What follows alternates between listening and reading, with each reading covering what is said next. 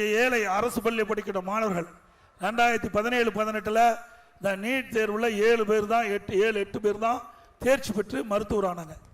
இது ஏழை மாணவர்கள் படிக்கிறாங்க. அதிகமா அரசு பள்ளி படிக்கிற மாணவர்கள் ஏழை மாணவர்கள். அப்படி இந்த ஏழை குடும்பத்தில் பிறந்த மாணவனுடைய கனவு மருத்துவராக வேண்டும். அதற்காக அம்மாவுடைய அரசு இன்றைக்கு ஒரு திட்டத்தை கொண்டு வந்தது. 7.5% உள்ளிட ஒதுக்கீடை கொண்டு வந்து சட்டம் இயற்றப்பட்டு அமுல்படுத்தப்பட்டு இன்றைய தினம் 2818 பேர் அரசு பள்ளியை படித்த மாணவ செல்வங்கள் இன்றைக்கு மருத்துவ கல்வி படிச்சுட்டு இருக்காங்க. இன்றைக்கு இந்த இடஒதுக்கீட்டில் இடம் கிடைச்சவங்க ஏழை குடும்பத்தை சேர்ந்தவர்கள். மருத்துவ கல்வி கட்டணம் கட்ட முடியாது.